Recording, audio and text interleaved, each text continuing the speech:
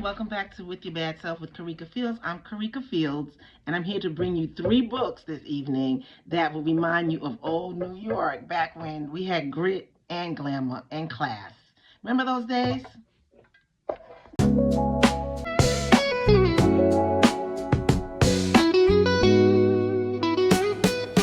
Concrete dreams where the neon glows. The book I'll start with is Harlem Rhapsody by Victoria Christopher Murray.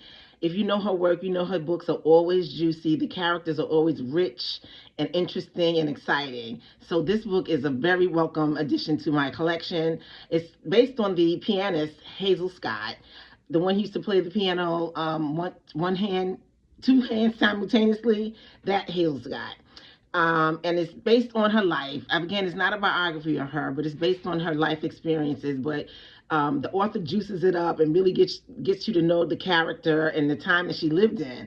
I mean, I even had to reference her, Hazel Scott, in my book, With Your Bad Self, because it was set in 1939. And if you say Hazel Scott, you know you're talking about New York in the 40s. I mean, she's just classic. So the book is very juicy, and I really think it's a good read to cuddle up with in this cold weather.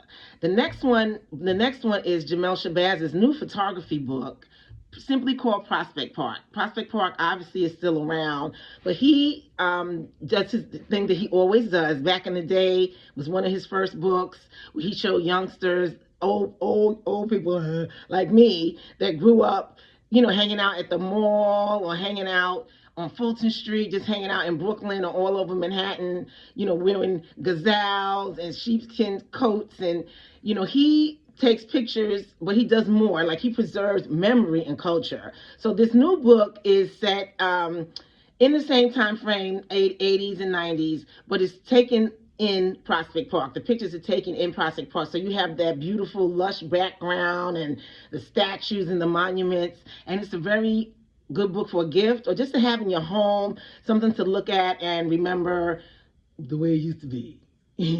Anyway, the next one is, speaking about the way it used to be, the next one is Amy Dubois Barnett, and she used to be a editor at Vibe, and I think Ebony, a couple of other magazines, but she was in the mix during the hip-hop heyday of hip-hop. And I remember those days myself, because this was when I was freelancing and I was, running back and forth to Vibe and Source, dropping off pictures, because you couldn't email pictures, you had to drop them off in person. Oh, what a day. I do miss those days, actually, anyway. But she has said that this book is fiction, but it is based on that whole vibe, that whole experience of being a Black woman in media and making tough decisions and all the manipulation that was going on we know about now. So this one is an interesting read for anybody who wants to remember those days, relive them, or even for people that weren't there, because it was an exciting time. It was a funky time. It was a fly time. So those are my 3 recommendations for you this week, this Monday. And I hope that you take a moment to subscribe, of course. And don't forget to ring the notification bell so that you get notified when I post new content. I hope you all have a great week, and I hope you get some reading done, because it is really good for you. We got to get off these screens, but not when I'm on it. You stay on it when I'm on it. Okay, see you next time. Bye.